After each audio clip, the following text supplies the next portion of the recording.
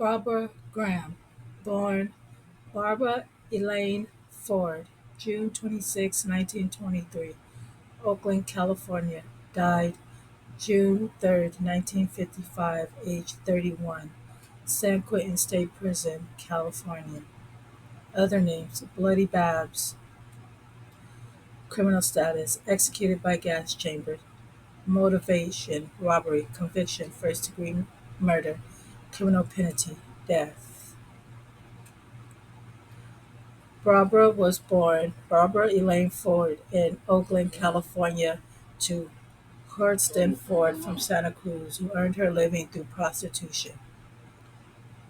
Hortense was a Portuguese Arizonian descent on her father's side. The original family name had been Furtado. On February 23rd, 1925, Hortense, still unwed, gave birth to a second daughter, Claire Elizabeth, on October 10th, 1929, at the age of 23. Hortense married Joseph Wood Sr. in Alameda. Hortense, Barbara, and Claire all changed their surnames to Wood. Hortense and Joseph's son, Joseph Robert Wood Jr., was born on March 27, 1930. However, Joseph Sr. died on January 19th, 1930, at the age of 28, before his son's birth. When Barbara was two, her mother, who was still in her late teens, was arrested and sent to reform school, and Barbara was placed in foster care, in which she alleged that she was beaten and treated poorly. Upon release at age 21, Hortense refused to allow Barbara to live with her. Barbara was raised by strangers and extended family, and although she was intelligent, she had limited education. As a teenager, she was arrested for vagrancy and sentenced to serve time at Ventura State School for Girls, the same reform school where her mother had been. Released from reform school in 1939, Barbara tried to make a new start for herself. She married Harry Kilhammer (1913 to 1993), a U.S. Coast Guardsman in 1940, and enrolled in a business college, and soon had her first two children. The marriage was not a success, and by 1942 she was divorced. Harry Kilhammer was awarded custody of their two sons. Over the next several years, she was married twice more, but each of these attempts at a more traditional lifestyle failed. After this string of failures, Barbara is said to have become a worker in the sex trade, as her mother had before her. Reportedly, during World War II, she plied her trade as what was known in some circles as a seagull, or a prostitute who flocked in pairs or groups near naval bases. It is supposed that Barbara began working near the Oakland Army Base, Oakland Naval Supply Depot, and Alameda Naval Air Station. In 1942, she and other seagulls traveled to Long Beach, California, and San Diego. She was arrested on vice charges in in these naval cities, and in San Pedro, California. At 22, with her good looks, red hair, and sex appeal, she worked for a time in San Francisco for a brothel madam named Sally Stanford. She soon became involved in gambling and illegal drug circles.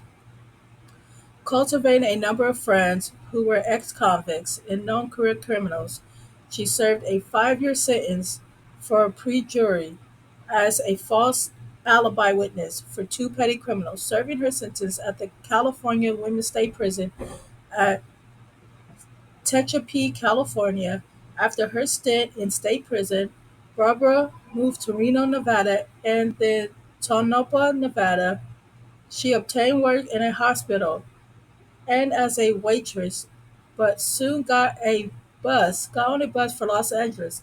There she got a room on Hollywood Boulevard and returned to prostitution. In 1953, she married Henry Graham, who worked as a bartender at one of her frequent haunts. With him, she had a third child named Tommy.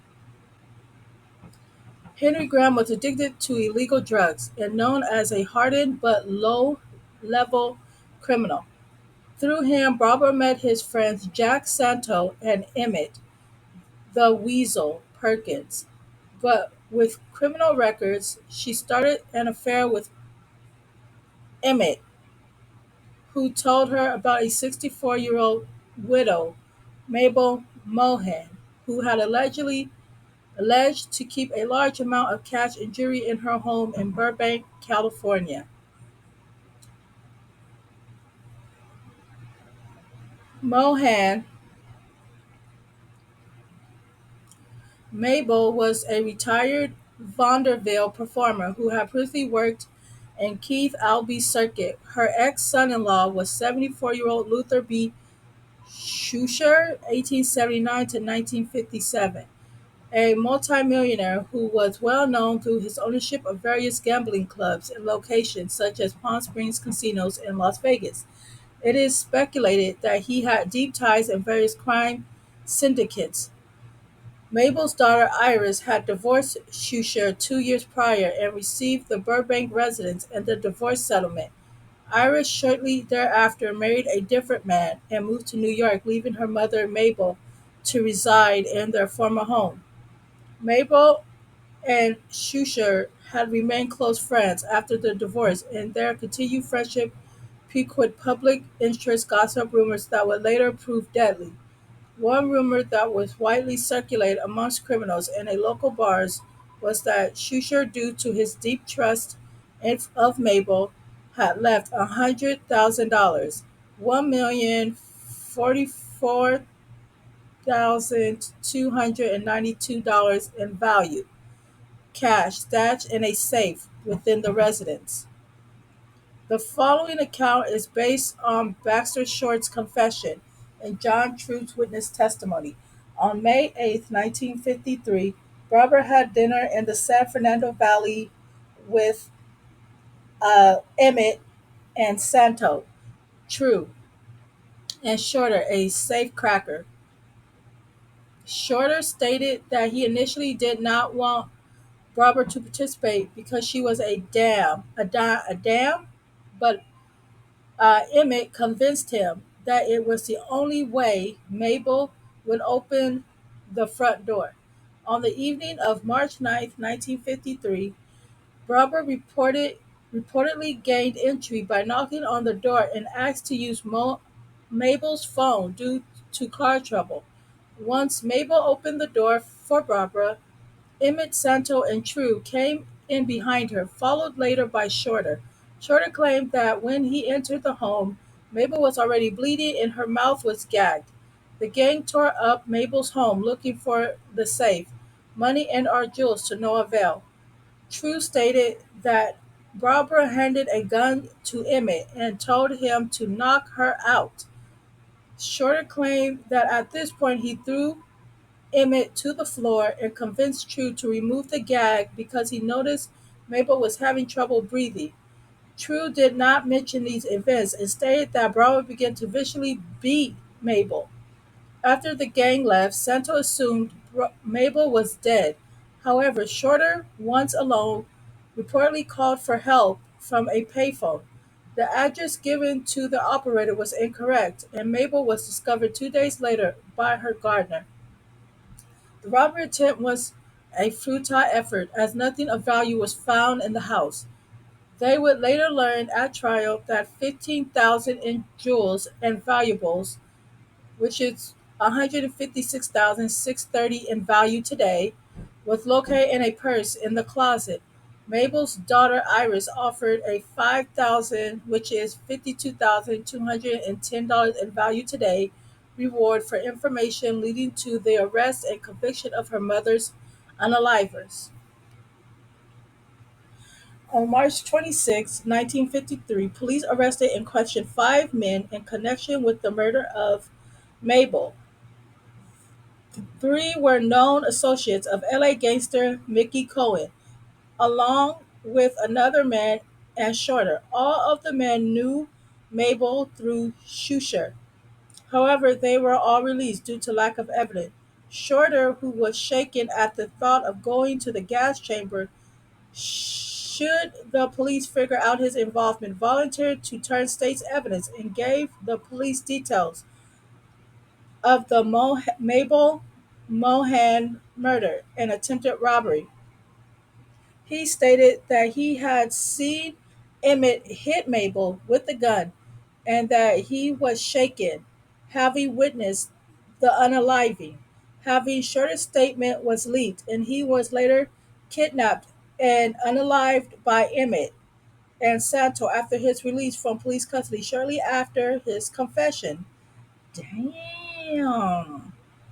Upon hearing of Shorter's disappearance and probable death, William Upshaw, a convicted felon, volunteered to testify before the grand jury.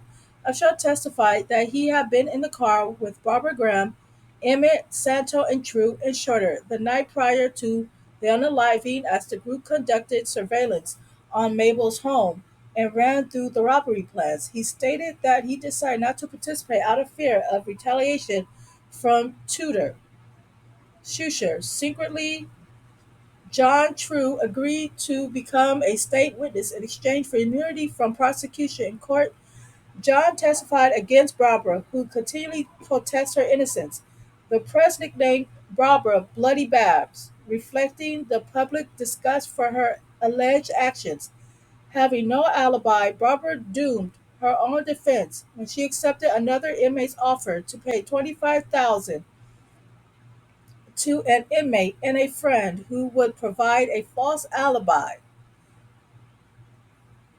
Uh-huh.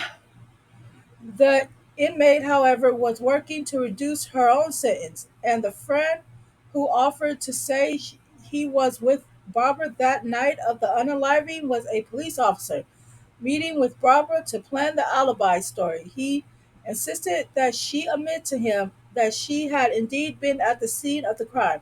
The officer was recording the conversation. This attempt to suborn pre-jury, plus the recorded admission that she indeed had been at the scene of the widow Mabel's senseless, violent unaliving, abrupted by her previous pre-jury conviction, completely destroyed Barbara's credibility in court. When questioned about her actions at the trial, she said, "Oh, have you ever been desperate? Do you know what it means not to know what to do?" Barbara was convicted while the informant's sentence was commuted to time served, and she was immediately released. The prosecution was led by District Attorney J. Miller. Barbara, Santo, and Emmett were all sentenced to death for the robbery and unaliving. Barbara appealed her sentence while at the California Institution for Women in Chino, California. Her appeals failed, and on June 2, 1955, she was transferred to San Quentin State Prison. On June 3, 1955, she was scheduled to be executed at 10 a.m., but that was stayed by California's Governor Goodwin J. Knight until 10:45 a.m. At 10:43 a.m., Knight stayed the execution until 11:30 a.m. Barbara protested, "Why do they torture me? I was ready to go at 10 o'clock." At 11:28 a.m., she was led from her cell and strapped in the gas chamber. She requested a blindfold so she would not have to look at the observers.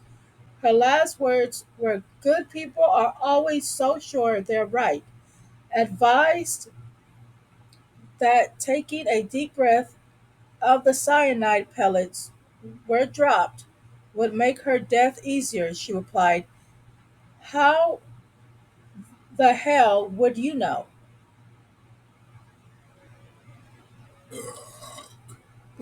She is a motherfucker.